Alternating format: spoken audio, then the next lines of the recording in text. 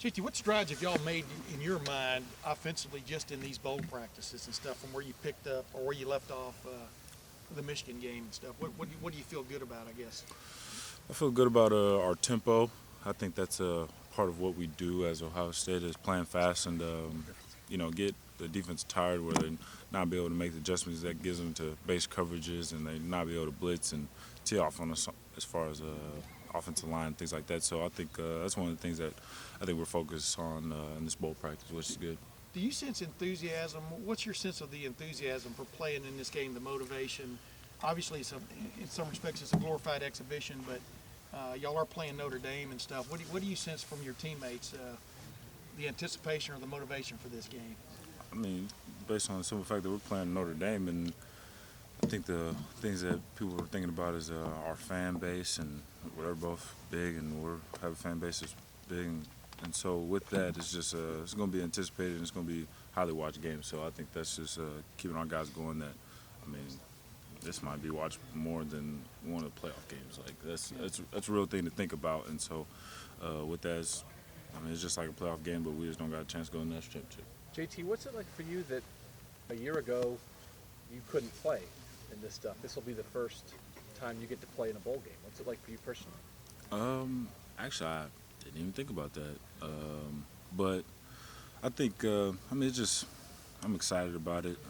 I think I'm just grateful for the opportunity because, so many things happen in the course of the season. People get hurt and things happened. And so with that, being here and practicing and bowl practice, getting better on my fundamentals and things like that, and then being able to play in a bowl game and going against a great team like Notre Dame is things that you're grateful for as a player because not a lot of people can say they're a quarterback at Ohio State and going against Notre Dame in the Fiesta Bowl. So, JT, do you feel like you improved this season? I mean, it was such a weird year with the reps and the injury at the start. Did you improve? And if you feel like you did, how much did you? I did feel like I improved, and it was a crazy season, splitting time with Cardell. But I think the thing about it wasn't always on the field. It was more like in the film room. Like Coach Beck, he helped me a lot, seeing coverages and defenses and what they're trying to show us pre-snap, and I used that in games. Somebody else asked me this question, and my example was we're playing Penn State, and it's 3rd and 15, and so, but they brought like a Sam and it was a Sam and Will blitz, or Sam and Mike. It's called Steeler, so it brought Sam and Mike, and I saw on film how they pushed all the linebackers to that blitz, and I saw it, and I flipped the protection, and they dropped the end, and I dropped back, looked at Mike. The end got underneath it, and I ran for the first down, 18 yards or something like that. And so those are things I wouldn't have been able to do last year. And like I said, Coach Beck, he did a great job helping me seeing different things. And it wasn't just focusing on one defensive player to tell me what the coach was. It's looking at the whole field. And the game slowed down for me, and so that helped as well with the experience and camp and spring ball and things like that. So I developed quite a bit, and I think it was good for me. You and Cardale talked often throughout the summer and training camp about how it wasn't going to affect you guys. Your relationship was going to remain unchanged. But in terms of on-field, now that it's over, when you look back, was it more challenging than you guys could have envisioned going through all of that? You talking about our friendship? No, trying to get ready for a game, trying to be the starter, trying to make the offense your own when both of you are doing it. Right. Yeah. It was a challenge. I'm not gonna say it was the easiest thing in the world, being that his number or my number could have been called at any time. So you just had to be ready to play and prepare like you were a starting quarterback. And I think we both did that, and we both still do that in every game. It wasn't the easiest, but we made it work, or tried to do our best to make it work, and it didn't turn out so bad.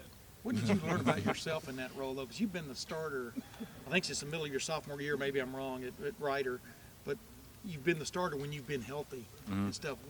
What did you learn about yourself over the first several months of this season when that wasn't the case? Yeah, and like I said before, I wasn't playing great at the beginning of the year, so it wasn't like I should have been a starter You know what I'm saying? Like I wasn't playing well, so that was the reason why. But I think one of the main things I found about myself is just there's got to be ready and constantly that you're going to face things in your career or in life, and things are going to happen, and you just got to stay patient, be ready, and don't get stressed out, because I feel like I put a lot of stress on, myself, being that I wasn't playing like I would like, but then I had to think about it after a while. It was just like, well, JT, are you really playing well enough to be the starter? And so with that, just being honest with yourself and talking to Coach Beck and Coach Meyer and them being honest with me, and I wasn't. So those are things that different lessons you learn that I think helped me through this year. Yeah, I was going to say the Western Michigan game, I think, I'm trying to remember, I get those mixed up, but was a game where you had a chance maybe to seize, Right. and you didn't. Was that a long night for you after that game, or a long week when it didn't click? Yeah, it was one of those deals, just trying to figure out, like, why wasn't things happening my way. A lot of thinking to myself. I mean, that's a thing that I have a problem with. I beat myself up sometimes too much, and I remember my mom and dad telling me just relax, because I kept on talking about the game, bring it up, because I remember different plays that happened in the course of the game that I wish I had back, and you just can't do that as a quarterback. That's how you drive yourself crazy. Yeah. And so with that, just Like the pass to Braxton over his head. I mean, in that game, is that a play that? yeah. So Yeah. all these different things that you just got to play and give it your best in that play, and then good or bad happens in that play. Or if I throw a pick or if I fumble, you just got to forget it and put that in the past and learn from it when you watch film. And then even after you watch film, you got to forget it and then move on. So yeah, that was me that day. JT, I know you and Cardale the whole time, you only can do what the coaches decide, right? It's not your decision. But did you think to yourself, by the end of the season, I'll be the starter? Like, did you have that in your head? Okay, maybe Cardale won it now, but where you are right now as the starting quarterback for this team, is that what you thought you would be eventually? Nah, I didn't think too far ahead. I mean, when you're not the starting quarterback, you're just trying to prepare yourself each and every week to be the starting quarterback. So I never thought far ahead enough to be like, at the end of the season, I'm going to be the starting quarterback. It was never, like I said, that just never came to my mind, because I was too busy focused on, we're playing Maryland. If I'm starting, be a good quarterback against Maryland, that type deal. That happened each and every week, and I think that's what you do, even in the position I am right now, because if you start playing bad, then you're going to get replaced. Like, it's not a quarterback, that's at every position. So you really can't think that far ahead, and I mean, you just got to focus on here and now. Otherwise, you're going to miss out on the opportunities that come in the near future, not ones that happen months away. We know that this team is going to undergo a lot of changes. I mean, every college team does after every season, but a lot of talent's going to leave after this season. Can you give some perspective on how much you maybe sort of know next year when you're going to be the quarterback? There's no doubt about it. There's going to be, Zeke's not going to be here. There's going to be other guys to replace. Like, you've been important to this program already. How important are you going to be to this program next year? I think a lot of our leaders are going to be gone just based on that they're seniors, and I think I'm just going to develop more as a leader, still constantly learning and being able to communicate well with the young guys coming up that are going to need to step up and fill shoes like you said people are going to leave. So I think that's going to be something that's the team's going to need from me, and then also on the field, just being able to carry a little bit more load offensively, whether it be passing or throwing. I think that's going to come into play.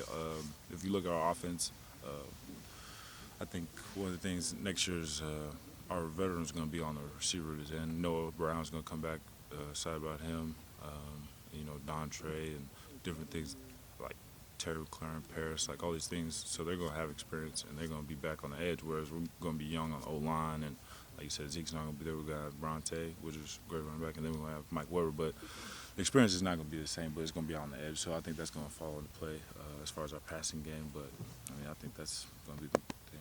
Have you looked at the schedule to see the third game is at Oklahoma, who's playing for the national championship, and they're also throwing Wisconsin and Nebraska in there at you as well. Just is that kind of exciting to know you're playing a frontline schedule next year Yeah, with this younger team, perhaps? yeah. I think those games are gonna be good for us. We're gonna learn a lot about ourselves. I think that's what happens when you go on the road and play a good team like Oklahoma. I'm excited. It'll be an exciting game for me as well. It's close to home. Come being in Ohio, you don't get too close to home. I mean, I think close would be Dallas, but I mean, come on now. But I think it's gonna be good for us. Definitely, being that it's gonna be on the road, tough environment, and gonna see how people react and step up to play. Everybody knows you're close with Cardell. Just what's his thought process right now? Is he strictly thinking National Football League, or is there a window that he might go try to play someplace else for a year? Nah, shoot, I don't know. We never talked about that really, Okay. and you would have to ask him. Yeah, we don't talk about it. What you've been Couple more preparing now for questions. Notre Dame here. What jumps out about them defensively is that you're going to be ready for here in a couple weeks, JT? That they've got great players, play well, play hard, and it's at different positions. So I mean, sometimes you play teams they just have like one good player or like two good players on defense, but we're talking about Notre Dame and Ohio State. You got more than one great player. So with that, just got to be on point all the way around, whether it be blocking on the perimeter or O-line dominating the line of scrimmage, me passing the ball, like all these different things that gonna fall into play. Being that they got great players all around, there's not a big weakness in their defense, I feel Hey, like. JT, I'm wondering how big is Notre Dame just as a presence, fan-wise, in Texas? Man, I feel like Notre Dame and Ohio State is everywhere. I think, like I said, it's everywhere. It's almost like, I feel like if you would ask them, where's Ohio State at? It's everywhere. Like, that's part of it. Ohio State, Notre Dame, you're going to find them everywhere. You're going to find Irish. You're going to find Buckeyes. They're all over the world, for sure. As much as you're playing for your whole team, and obviously to get another win, these seniors have been so important to this program, and you have some slobs on the line too. I mean, how big is it to get the win for them, especially? Yes. So with we have a lot of seniors being on the team. Just want to go out there and play hard for them, and knowing that this is the last game to play as Ohio State Buckeyes, and it's not going to be the same. A lot of those guys are going to go play in the National Football League, and it's not. I feel like it's not going to be the same, being that you're only going to be a Buckeye once, or you're going to be a Buckeye for life. But playing for the Buckeyes, you only get to do that. I mean, so many times, and so they've been definitely crucial to this program and what we've been able to do over the past couple of years. And with that, you just want to play hard for them and make sure they go out with a win. Hey, JT, go ahead, Doug. Before the start of the season, Brian Kelly, their head coach, said that he'd take his quarterbacks over Ohio State's quarterbacks. Yeah. I was wondering if that caught your attention, if you had a response to that. No, I didn't. I mean, I feel like it's almost like you have to say that as the head coach. I mean, if he was just think about if he would have said he would have took us over them, it would have been like y'all would have had a field day, right? You know what I'm saying? So it's almost like you had to say that, but I don't have anything to say to that. It's a very reasonable answer. Right. I think we probably asked about it before, but again, now that you are getting ready to play in a bowl for the first time, just what was it like really for you last year to watch the team, that your teammates go out and do that? Was it really hard? Were you at peace with it? Just the postseason all last year, what was it like for you personally? No, I feel like I was at peace with it. I think it would have been different if, I don't know. I mean, it's almost, what I thought about was like, I can't do anything about it. Like, I broke my leg, you know what I'm saying? It's not like a pulled hamstring that I could have prevented or something. You know, it's like I broke my ankle. So it's like, this is the card that I got dealt, and I just got to play them and do what's best for the team, and what can I do for the team. And I think that was just being a leader on the sideline, being able to help Cardell and the offense, you know, whether it be game planning or, you know, out there on the field, just being a presence and knowing that I'm here to support. And so it wasn't that rough for me. I think I wanted to play, absolutely, but it was one of those deals like, come on now, I can't, I'm on a scooter, you know. So it was one of those deals, which I mean, you just do what you do or do what you can. So, yeah. Thanks, JT. All right, JT, good luck. No problem. Have a good holiday.